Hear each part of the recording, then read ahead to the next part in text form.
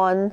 Well, I spent my 19th week in a hotel room. I had a 7-day business conference that I had to go to, and to be honest, I was a little nervous. I was just really concerned that being pregnant, that I was going to be really tired and just not able to get through it all. But I did do a couple tips that really ended up helping me out. The first thing is I wore really, really comfortable shoes. And that's really important because this conference was huge, and the convention center, I was walking back and forth, and so having those comfortable shoes really, really helped. The other thing I did is I packed food with me at all times. So I always had nuts and dried fruit just to keep my energy up, and if I got hungry, I always had that available. And then the other thing was, if I had ever had a break longer than an hour, I would literally go back to my hotel room and take a nap.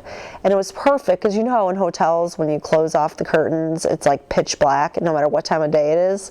So I could take a nap at high noon and completely be fine and rejuvenated from it. So those are the three things I really focused on, and it actually worked. It was really a successful conference. I just really delivered what I needed to deliver, and it just ended up working out really, really well. So, I have to admit, towards the end, I was getting a little homesick. I was probably bothering my husband because I kept calling him, and I think it's that whole maternal nesting instinct or whatever coming up in me that I just was kind of itching to get out of there. So, but months ago, I had planned this conference to attach to this conference. It was like a women's conference, and it was totally for my own development and something I was looking forward to. So I decided to go to that, and I rented a car and I drove up there.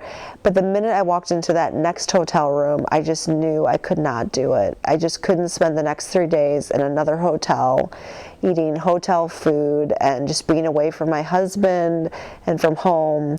And I don't know, in retrospect, I don't know what I was thinking. I think even if I wasn't pregnant, it was too ambitious of a plan to be gone for 7 days for business and then latch on another conference, even if it was for personal growth. So I talked to the conference. They were very cool. I rescheduled it for a future date, and I booked a flight that day. And I think that was the sickest I felt my whole entire pregnancy, was just getting to the airport, getting on that flight.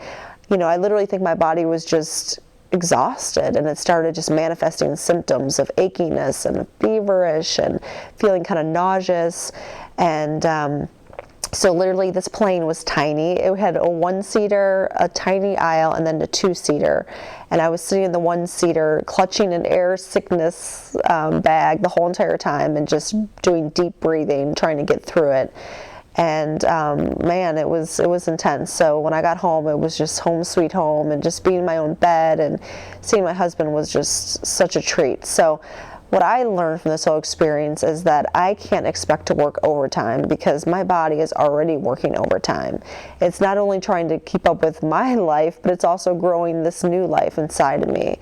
So I really learned this week that I need to slow it down and just take it easy and be sure that I'm just getting enough rest. So I could go on with some more, but I decided I'm going to practice what I preach and slow it down. So thanks for watching, and I'll see you next week.